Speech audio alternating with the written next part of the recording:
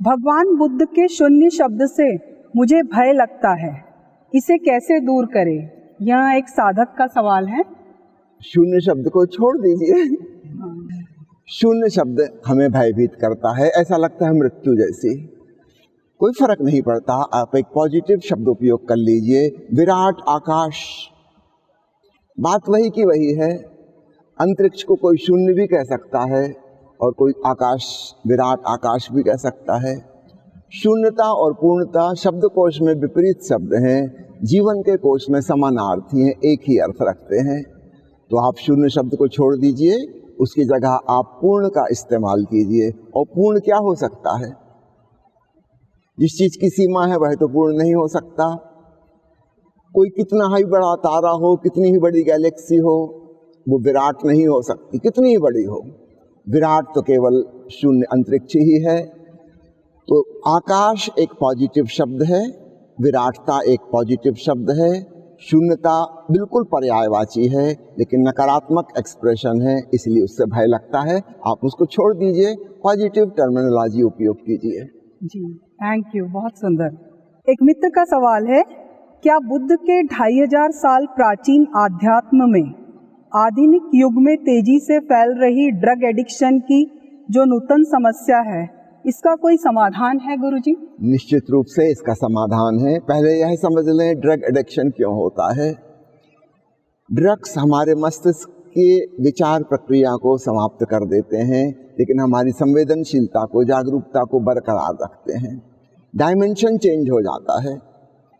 जो वास्तविक जगत हमें दिखाई पड़ता था, यहाँ से हमारी जागरूकता शिफ्ट हो जाती है कहीं और। सच पूछो तो अभी अभी मैंने जिस विराट आकाश की बात की, शून्यता की बात की, अहंकार शून्यता, विचार शून्यता, भाव शून्यता, उस जगत में प्रवेश हो जाता है। जो लोग ड्रग्स लेते हैं वो उसको कहते हैं एक्सपेंशन ऑफ कॉन्शियसनेस। जैसे चैतन्य फैल गया, उसको रोके कौन था? हमारा अहंकार, हमारी धारणाएं, हमारे विचार, हमारे विश्वास, हमारी मान्यताएं इत्यादि इत्यादि, ये उसकी सीमा बांधे हुए थे। केमिकल इफेक्ट से विचार प्रक्रिया शिथिल पड़ गई, लगभग समाप्त हो गई और अचानक हमारी चैतन्यता विस्तीर्ण हो गई, फैल गई। लेकिन इसके नुकसान ये हैं कि हम उस ड्रग के एडिक्टेड हो गए, अब उसके बिना नहीं जी सकते। और जो शांति की, आनंद की झलक मिल गई वो हमें खींचेगी, बार बार बुलाएगी, मजबूरी में हमको और ड्रग लेना पड़ेगा। दूसरा नुकसान ये होता है, जितनी खुराक पहले ली थी बाद में उतनी खुराक काम नहीं करेगी, उससे ज़्यादा लेनी पड़ेगी। धीरे धीरे मात्रा बढ़ती जाएगी और शरीर उन रसायनों का आदी हो जाएगा और उनकी हानि, उनके साइड इफेक्ट्स होंगे। ध्यान के द्वारा हम सीधे ही निर्विचार चैतन्य में जा सकते हैं, उस विराटता का, फैलाव का अनुभव कर सकते हैं। तो ड्रग्स की जरूरत कहाँ है? ध्यान अपने आप में पर्याप्त है। और आपने जो कहा है कि ये नूतन समस्या है, नहीं, नूतन समस्या नहीं है। हमारे देश में गांजा, भांग, अफीम, धतूरा इत्यादि का सेवन साधु सन्यासी हमेशा से करते रहे हैं। वो एक शॉर्टकट है विराटता के एहसास का। ध्यान में मेहनत करनी पड़ेगी, साधना करनी पड़ेगी, तब जाके घटित होगा। लेकिन जो घटित होगा उसमें हम स्वतंत्र होंगे, हम किसी चीज के ऊपर निर्भर नहीं हुए, डिपेंडेंस नहीं आई। ओशो की एक बहुत प्यारी पुस्तिका प्रकाशित हुई थी, LSD a false cut to false samadhi, a shortcut to false समाधि। पढ़ने जैसी है। ड्रग्स के द्वारा हमें समाधि की एक झूठी झलक मिलती है जो कि केमिकल पर निर्भर है और उसकी प्रक्रिया वही है, वह विचार प्रक्रिया को शिथिल कर दे रही है। तो विचार प्रक्रिया को शिथिल तो साक्षी भाव से भी किया जा सकता है। तो क्यों हम रसायनों का उपयोग करें और उसके हम गुलाम हो जाएंगे? वो हमारे स्वास्थ्य को नुकसान पहुंचाएगा। और जो हम साक्षी भाव साधेंगे, हम स्वतंत्र हुए। सच पूछो तो हम पहली बार अपने मालिक हुए। इसलिए तो सन्यासी को, साधक को हम स्वामी कह के पुकारते हैं। तो निश्चित रूप से आधुनिक समस्या का इलाज मेडिटेशन ही है। इसका अर्थ है कि instead of having any other addiction we should have meditation as an addiction. Yes, ये एडिक्शन नहीं बनेगा, है ना। ये एडिक्शन का ठीक विपरीत जिसको हम कहें, हम सब प्रकार की रासायनिक गुलामी से मुक्त हो जाएंगे। हमारी चेतना स्वतंत्र होगी, हम जब चाहें उस परमानंद में डूब जाए। जी, बहुत सुंदर, थैंक यू। भगवान बुद्ध की विपस्सना ध्यान पद्धति में ओंकार श्रवण का क्या स्थान है गुरुदेव? ये एक साधक का प्रश्न है। महत्वपूर्ण सवाल है। भगवान बुद्ध के विपस्सना में ओंकार श्रवण का क्या स्थान है, कब घटित होता है? जब आप आती जाती सांस के प्रति जागते हैं, आनापान सति योग करते हैं, आपकी संवेदनशीलता बढ़ती जाती है और तब संवेदनशीलता बढ़ने के साथ साथ आपकी श्रवण शक्ति भी बढ़ी, आप ज़्यादा गहराई से सुनने लगे, तो आती हुई हवा, जाती हुई हवा की एक सूक्ष्म आवाज़ है, वो सुनाई देने लगेगी। तो विपस्सना करने वाले साधक को निश्चित रूप से सांस की आवाज़ सुनाई देने लगेगी, हृदय की धड़कन सुनाई पड़ने लगेगी, रक्त संचार की ध्वनि हो रही है वह सुनाई पड़ने लगेगी। वो ज़्यादा सेंसिटिव, ज़्यादा अलर्ट हो गया। और अलर्ट होते होते दो सांसों के बीच में क्या होगा?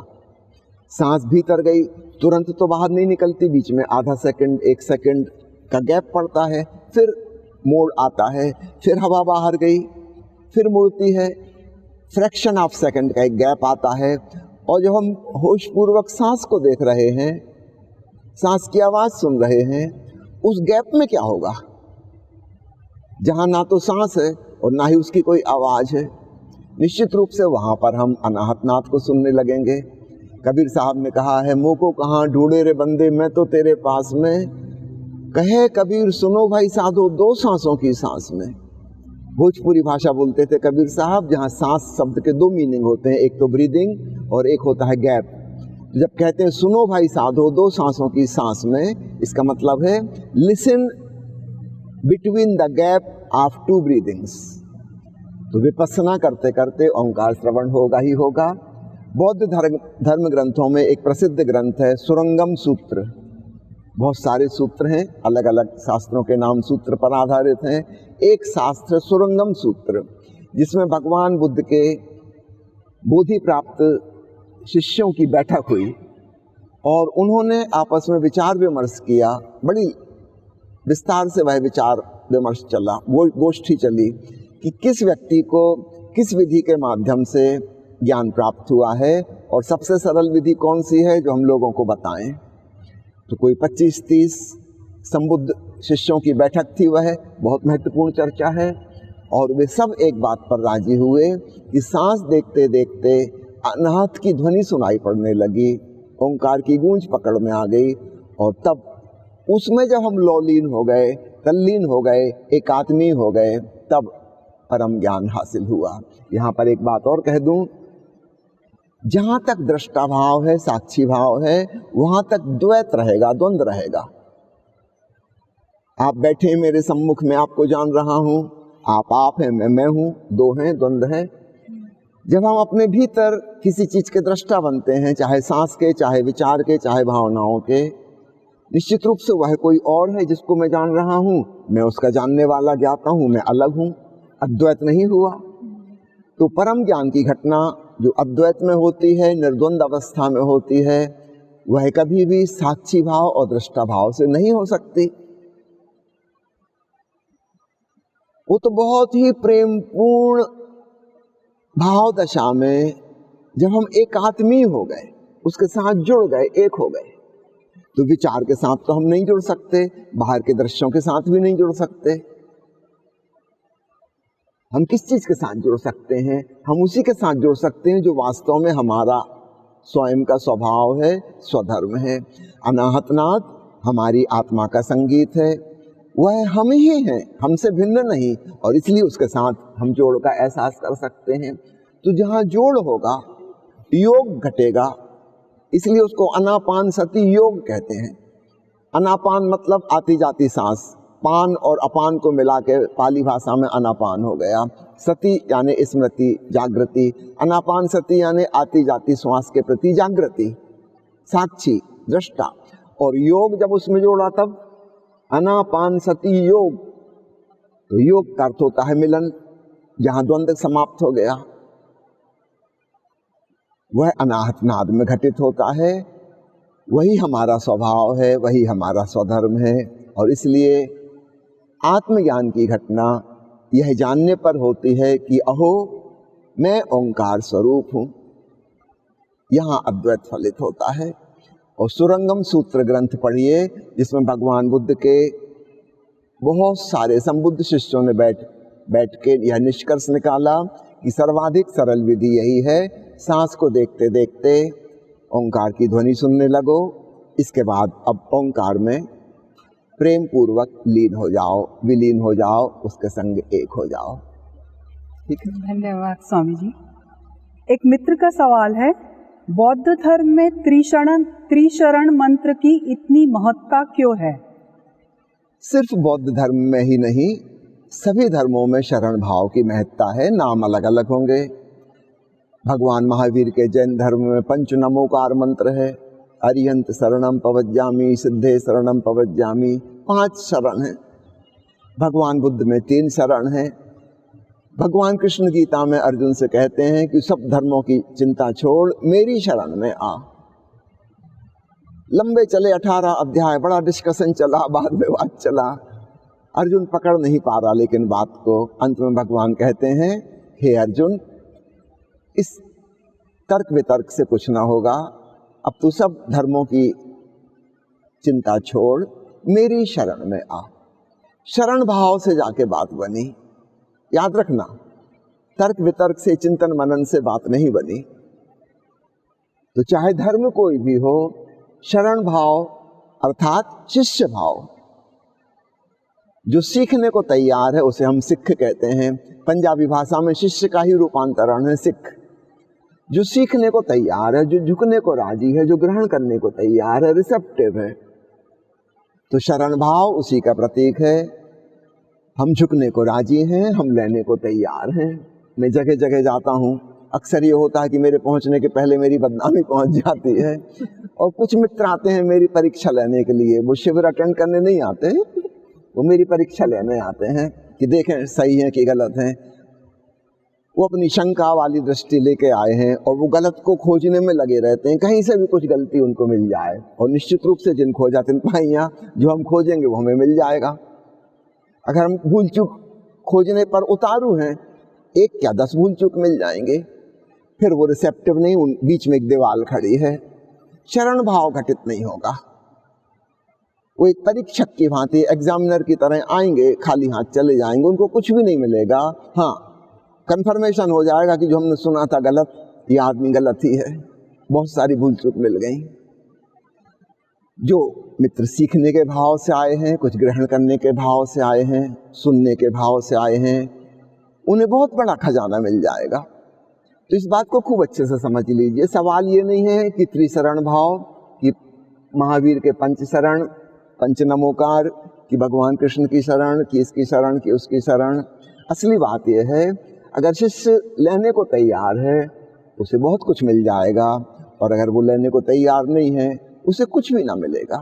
नदी बह रही है, अगर हमारे पास पात्र है भरने को तो हम जल ले सकते हैं, अपनी प्यास बुझा सकते हैं। कुछ लोग ऐसे हैं, उनके भीतर पात्रता नहीं, ग्रहणता नहीं, वो लड़ने झगड़ने में ज्यादा उत्सुक हैं, बुराइयां खोजने में उत्सुक हैं। ग्रहण वो कुछ भी नहीं कर पाएंगे, वो पात्र लेकर नहीं आए। तो सवाल ये नहीं है किसकी शरण, सवाल ये है पात्रता, झुकने की कला। प्राचीन युग में बड़ा मामला आसान था, कृष्ण बड़ी आसानी से कह सके कि छोड़ सब धर्मों को, मेरी शरण आ। बुद्ध महावीर का जमाना आते आते लोग इतने सरल नहीं रह गए थे।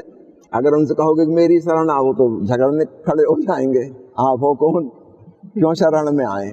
अब यहाँ पे दूसरी बात हुई, अब गुरु नहीं कह रहा, शिष्य कह रहे हैं, अरिहंत शरणम पवज्जामि, सिद्धे शरणम पवज्जामि, बुद्धम शरणम गच्छामि, धम्मम शरणम गच्छामि। गुरु कुछ नहीं कह रहे। लोग काफी अहंकारी हो चुके थे। फिर और समय आगे बढ़ा, 2500 साल बीत गए बुद्ध को हुए। कृष्णमूर्ति का जमाने आते आते ये भी मुश्किल हो गया। अगर शिष्य कहे कि मैं आपकी शरण में आता हूँ, गुरु चुपचाप सुन लोगे तो लोग कहेंगे अच्छा तो आप इंतजार ही कर रहे थे कि हम आपके चरणों में झुकें। नहीं, कृष्णमूर्ति को मना ही करना पड़ेगा, नहीं मेरी शरण नहीं आओ। मैं किसी को अपना शिष्य रूप में नहीं स्वीकार करता, मैं किसी का गुरु नहीं हूँ। जब वो ऐसा कहेंगे तो शायद कुछ लोगों का हृदय खुल पाए। बड़ी मुश्किल हो गई। आध्यात्मिक रूप से हमारी अवस्था क्रमशः पतित होती जा रही है। भौतिक रूप से हम संपन्न हो गए, वैज्ञानिक रूप से हम ज्यादा उन्नत हो गए, स्पिरिचुअल वे में हम बहुत पतित हो गए। आज से 5000 साल पहले कोई गुरु कहता था कि मेरी शरण में आ जाओ, और हजारों लोग उसकी शरण में पहुंच जाते थे। बुद्ध महावीर के जमाने आते आते गुरुओं ने तो कहना बंद कर दिया। दूसरी तरफ से शिष्यों ने कहा, उन्होंने स्वीकार कर लिया, क्योंकि बिना शरण भाव में जाए तो कोई बात बनेगी नहीं। आधुनिक युग आते आते बात बिल्कुल ही पलट गई। अब तो गुरु को भी इनकार करना पड़ेगा। ओशो कहते हैं मैं तुम्हारा मित्र हूं, तुम्हारा गुरु नहीं। ऐसा कहेंगे तो शायद कुछ लोग मिल जाएं जो उनकी बात सुने। जब उन्होंने कहा, स्वीकार लिया कि मैं भगवान हूं, कितने लोग विरोधी हो गए। उसके पहले 60-70 हजार लोग बंबई में ओशो को सुनने आते थे।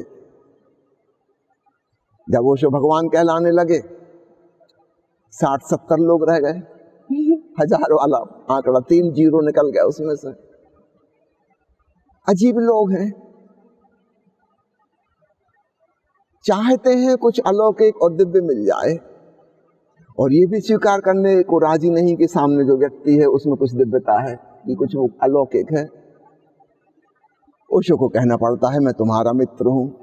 एक बार ओशो ने अपना नाम चेंज भी करके मैत्रेय रख लिया था। बुद्ध ने घोषणा की थी 2500 साल पहले कि मैं अगला जन्म मैत्रेय अवतार के रूप में लूंगा। इसका मतलब ये नहीं है कि नाम मैत्रेय होगा, इसका अर्थ है कि फिर मैं गुरु की भांति काम नहीं कर पाऊंगा। लोग इतने इगोइस्टिक हो चुकेंगे कि अब तो मित्र रूप में, फ्रेंडली वे में ही बात की जा सकती है। आगे और 2500 साल बाद की कल्पना करूं क्या होगा। हाँ। गुरु को कहना पड़ेगा, हे शिष्य मैं तुम्हारी शरण में आता हूं, रुको मेरी बात सुनो। चलिए आगे बढ़िए। Thank you Swami ji.